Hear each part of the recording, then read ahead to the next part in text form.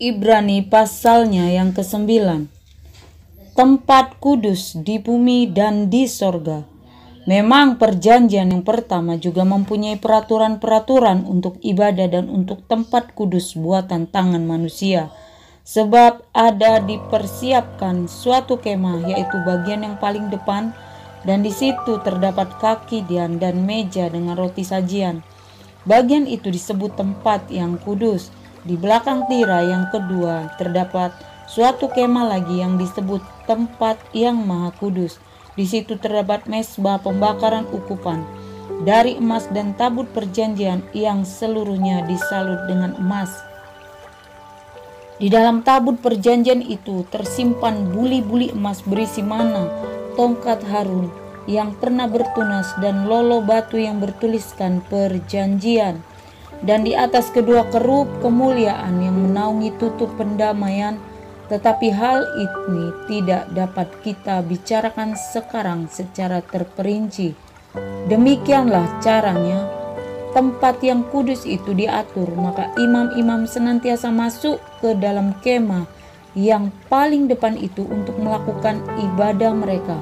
Tetapi ke dalam kemah yang kedua, hanya imam besar saja yang masuk sekali setahun dan harus dengan darah yang dipersembahkan karena dirinya sendiri dan karena pelanggaran-pelanggaran yang dibuat oleh umatnya dengan tidak sadar.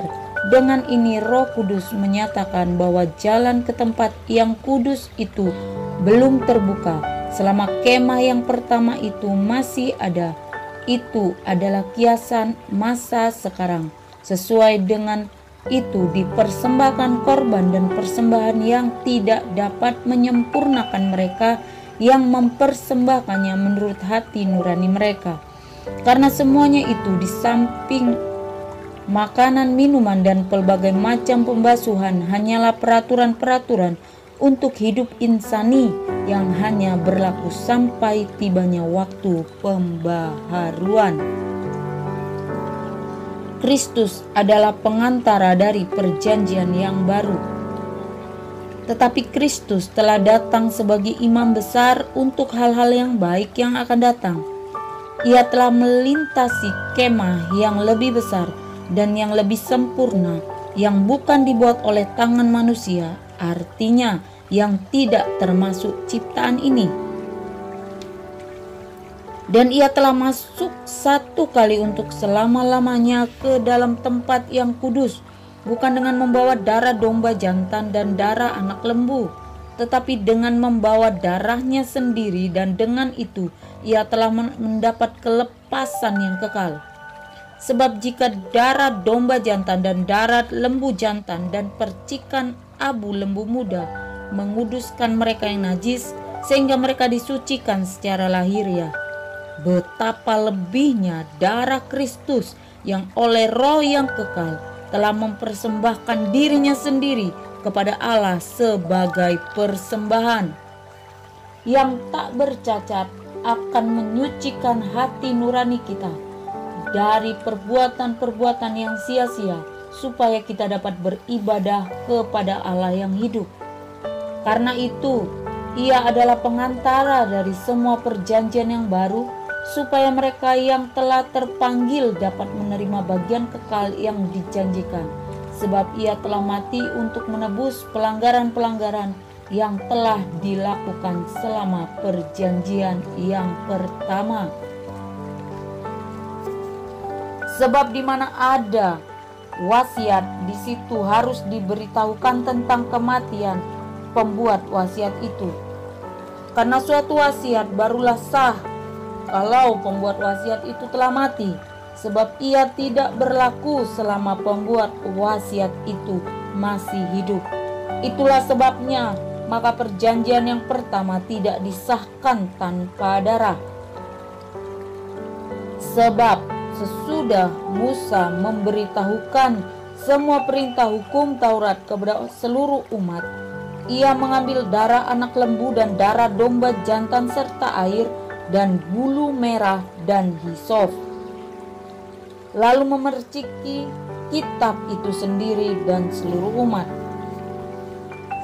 Sambil berkata, inilah darah perjanjian yang ditetapkan Allah bagi kamu, dan juga kemah dan semua alat untuk ibadah dipercikinya secara demikian dengan darah, dan hampir segala sesuatu disucikan menurut hukum Taurat dengan darah, dan tanpa penumpahan darah tidak ada pengampunan. Jadi segala sesuatu yang melambangkan apa yang ada di sorga haruslah ditahirkan secara demikian. Tetapi benda-benda sorgawi sendiri oleh persembahan-persembahan yang lebih baik daripada itu.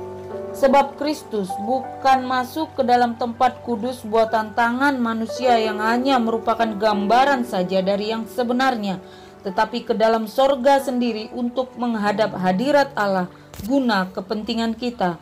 Dan ia bukan masuk untuk berulang-ulang mempersembahkan dirinya sendiri sebagaimana imam besar setiap tahun masuk ke dalam tempat kudus dengan darah yang bukan darahnya sendiri. Sebab jika demikian ia harus berulang-ulang menderita sejak dunia ini dijadikan. Tetapi sekarang ia hanya satu kali saja menyatakan dirinya pada zaman akhir untuk menghapuskan dosa oleh korbannya. Dan sama seperti manusia ditetapkan untuk mati hanya satu kali saja, dan sesudah itu dihakimi, demikian pula Kristus hanya satu kali saja mengorbankan dirinya untuk menanggung dosa banyak orang. Sesudah itu ia akan menyatakan dirinya sekali lagi tanpa menanggung dosa untuk menganugerahkan keselamatan kepada mereka yang menantikan Dia. Ibrani pasalnya yang ke-10, persembahan yang sempurna. Di dalam hukum Taurat hanya terdapat bayangan saja dari keselamatan yang akan datang, dan bukan hakikat dari keselamatan itu sendiri. Karena itu, dengan korban yang sama yang setiap tahun terus-menerus dipersembahkan, hukum Taurat tidak mungkin menyempurnakan mereka yang datang mengambil bagian di dalamnya. Sebab jika hal itu mungkin, pasti orang tidak mempersembahkan korban lagi.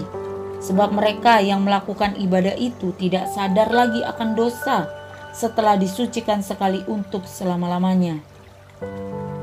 Tetapi justru oleh korban-korban itu setiap tahun orang diperingatkan akan adanya dosa.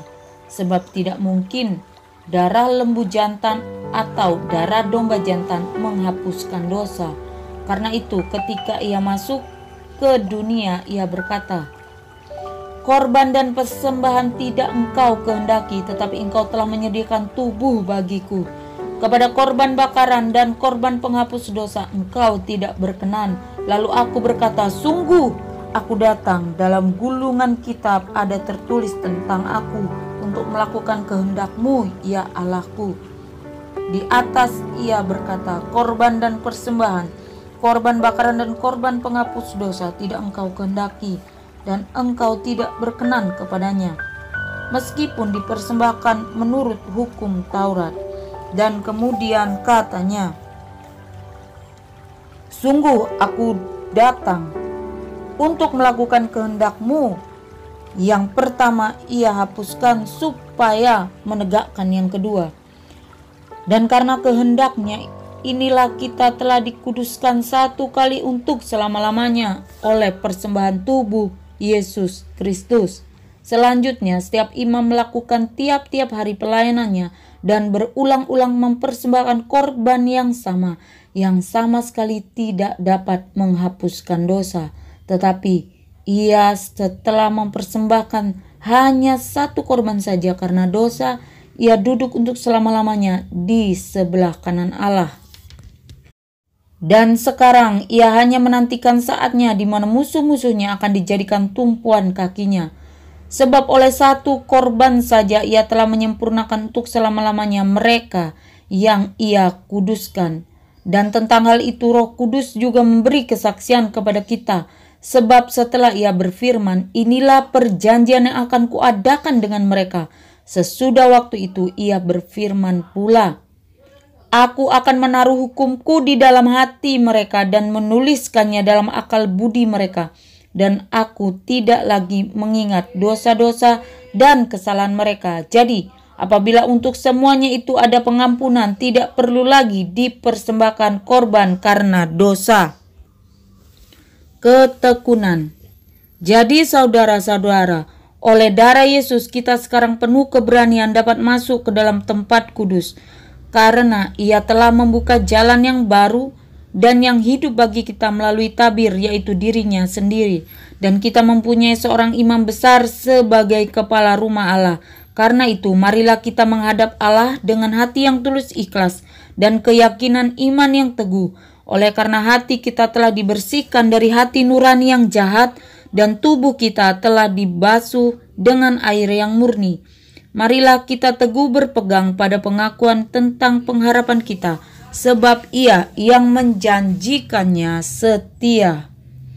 Dan marilah kita saling memperhatikan, supaya kita saling mendorong dalam kasih dan dalam pekerjaan baik.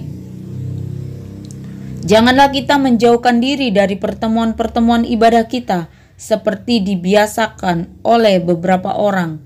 Tetapi marilah kita saling menasihati dan semakin giat lakukannya menjelang hari Tuhan yang mendekat. Sebab jika kita sengaja berbuat dosa sesudah memperoleh pengetahuan tentang kebenaran, maka tidak ada lagi korban untuk menghapus dosa itu. Tetapi yang ada ialah kematian yang mengerikan akan penghakiman dan api yang dahsyat yang akan menghanguskan semua orang durhaka. Jika ada orang yang menolak hukum Musa, ia dihukum mati tanpa belas kasihan atas keterangan 2 atau 3 orang saksi. Betapa lebih beratnya hukuman yang harus dijatuhkan atas dia yang menginjak-injak anak Allah, yang menganggap najis darah perjanjian yang menguduskannya, dan yang menghina roh kasih karunia. Sebab kita mengenal Dia yang berkata, "Pembalasan adalah hakku, akulah yang akan menuntut pembalasan." Dan lagi, Tuhan akan menghakimi umat-Nya. Ngeri benar kalau jatuh ke dalam tangan Allah yang hidup. Ingatlah akan masa yang lalu sesudah kamu menerima terang. Kamu banyak menderita oleh karena kamu bertahan dalam perjuangan yang berat. Baik waktu kamu dijadikan tontonan oleh cercaan dan penderitaan, maupun waktu kamu mengambil bagian dalam penderitaan mereka yang diperlakukan sedemikian. Memang kamu telah turut mengambil bagian dalam penderitaan orang-orang hukuman, dan ketika harta kamu dirampas, kamu menerima hal itu dengan sukacita, sebab kamu tahu bahwa kamu memiliki harta yang lebih baik dan yang lebih menetap sifatnya. Sebab itu janganlah kamu melepaskan kepercayaanmu, karena besar upah yang menantinya. Sebab karena kamu memerlukan ketekunan, supaya sesudah kamu melakukan kehendak Allah, kamu memperoleh apa yang dijanjikan itu. Sebab sedikit, bahkan sangat sedikit waktu lagi, dan Ia akan datang, sudah akan ada tanpa menangguhkan kedatangannya. Tetapi orangku yang benar akan hidup oleh iman. Dan apabila ia mengundurkan diri, maka aku tidak berkenan kepadanya. Tetapi kita bukanlah orang-orang yang mengundurkan diri dan binasa, tetapi orang-orang yang percaya dan yang beroleh hidup.